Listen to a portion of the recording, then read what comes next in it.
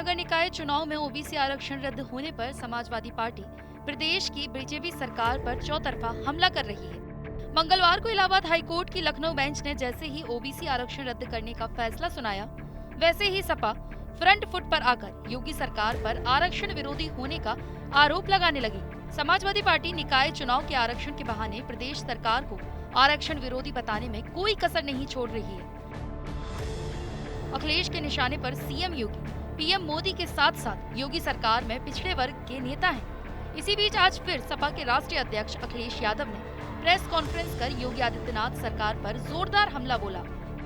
Samajwadi party ने press conference से पहले एक नया नारा भी दिया कि भाजपा हटाओ, आरक्षण बचाओ।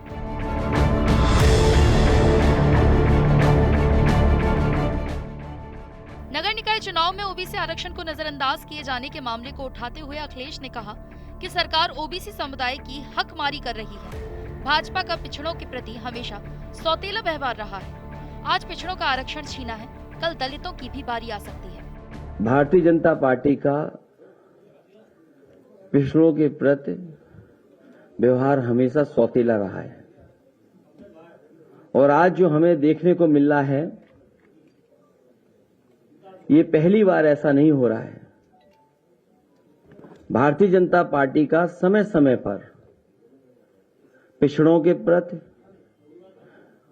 दलितों के प्रति हमेशा सौतेला व्यवहार रहा है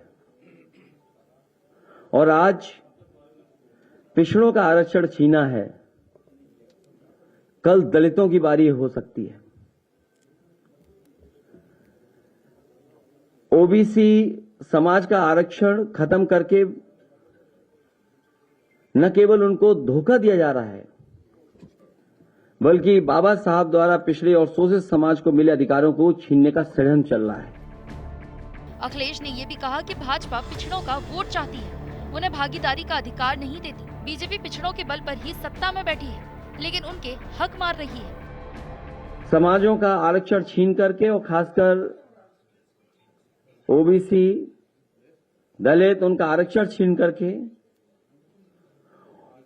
उनकी आने वाली नस्लों को हजारों साल पीछे धकेलने का भी षड्यंत्र और साजिश सरकार कर रही है। भारतीय जनता पार्टी समय समय पर पिछड़ों का तो वोट चाहती है,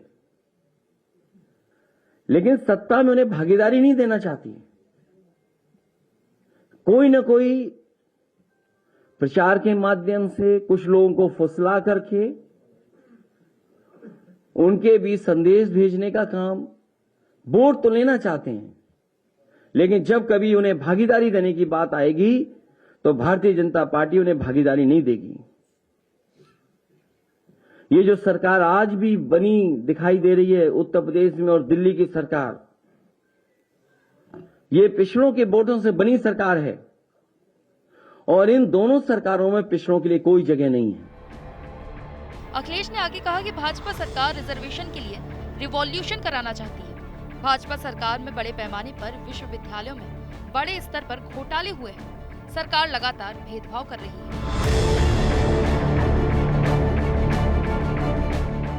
और लगातार संस्थाओं में साजिश करके, षड्यंत्र कर करके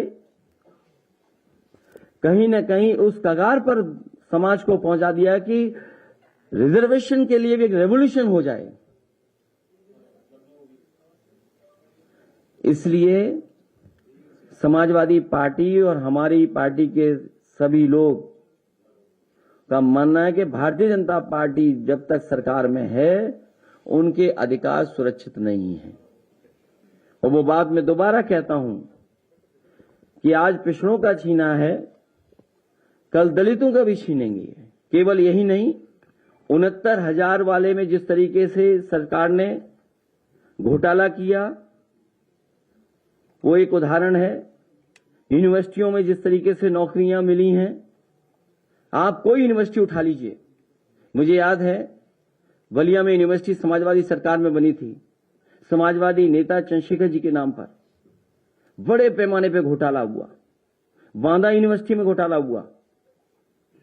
अभी यूनिवर्सिटियों में जहां भी जिस संस्था में जो लोग बैठे हैं, बड़े पैमाने पे घोटाले हो रहे हैं और बड़े पैमाने पर पिछड़े और दलित लोगों के साथ भेदभाव हो रहा है। साथ ही साथ अखिलेश ने कहा कि अगर इस मामले में सुप्रीम कोर्ट भी जाना पड़ा तो आरक्षण को लेकर समाजवादी पार्टी सबसे बड़ी अदालत का दरवाजा खटखटाएगी। नगर निकाय चुनाव कराने में देरी के मसले को भी उन्होंने उठाते हुए भाजपा सरकार पर हार का डर में इस प्रकार का कार्य किए जाने का आरोप लगाया।